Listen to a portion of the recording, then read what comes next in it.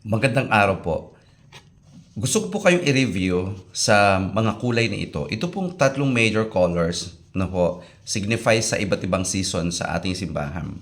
Una, ito pong stola na violet, itong stola na violet, ginagamit po natin ito kapag Advent.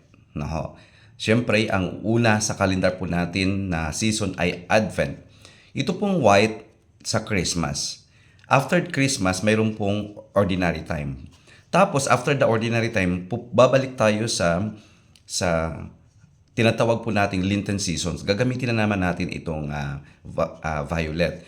Tapos po, after the Lenten season ay mayroon tayong tinatawag na Easter season. So, balik tayo sa puti. Hanggang sa magkakaroon uli ng tinatawag na ordinary time. So, green uli. Ito po yung mga major na seasons na ginagamitan ng tatlong kulay na ito. Pero po, mayroon pong nagtanong sa atin tungkol po dito sa mga kulay na ginagamit sa celebrations po natin sa misa. Ang sabi po ni Sister Juliet B.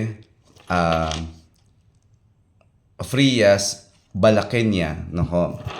Ang sabi po niya, Father, minsan po kasi dalawa ang kulay nakalagay sa araw na iyon. Halimbawa, red, green, alin po ang susundin? Alam niyo po, magandang tanong ito kasi bukas po ay ika-11 ng Oktobre, araw po ng Sabado. Marami pong pagpipilian dito.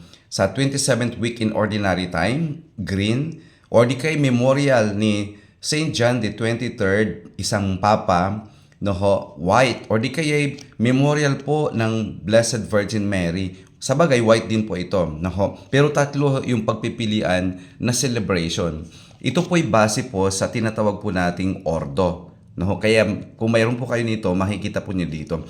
Tapos pansin niyo po, dito po sa ordo, kapag sinabing M, dalawa po yan. Mayroon pong big na M, ibig sabihin ay obligatory memorial. Mayroon din namang sinasabi dito na small na M, ibig sabihin po ay optional memorial. So ito po, ang mga ito puro maliliit na M ngayong October 11, no ho, para bukas po yan, Sabado. So, ibig sabihin po nito ay optional siya. So, napakaganda po kasi dalawa po ang pagpipilian, green, white. So, alin ang pipiliin mo, green or white? So, depende po sa inyong celebration. Pero, may mga pagkakataon na sa loob ng isang simbahan, pista nila si Saint John the 23rd.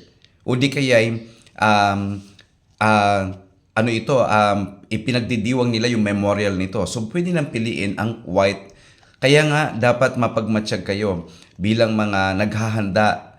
Alin ba ang celebration na mas matimbang sa inyo? Ordinary lang? O baka piyesta talaga sa inyo ni St. John the 23rd? So, kailangan puti na po. So, may mga ganong cases po. Kaya, always refer lang po kayo sa ordo kung ano ang gagamitin niyo. Dahil kapag mayroon kayong ordo at alam nyo kung ano ang mga big celebrations, yun ang dapat unahin. Kaya dito sa amin, halimbawa, bukas pag nagmimisa ako, pwede kong i-option Blessed Virgin Mary.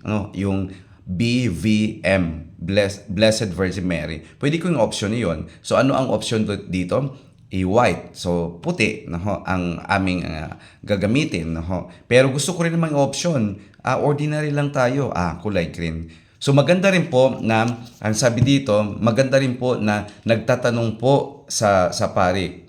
Kaya sabi niya dito, sa akin po kasi ang ginagawa ko na lang muna ay tinatanong ko in advance sa aming MBG president. Then, siya na lang po ang nagpapakonfirm sa parish priest just to make sure na di kami magkamali ng lagay ng altar cloth. Pati altar cloth, kasi dapat i-synchronize mo rin yung mga colors, pati yung mga ginagamit natin sa altar. So maganda po itong mga tip na binibigay po ng ating kapatid. Tatanungin muna yung pari at hindi kayo magkukonsulta po sa tinatawag nating ordo. So ito po ngayon yung ordo ng 2025. Pagpalain po kayo ng Diyos. Sana po natuto po kayo. Bye-bye.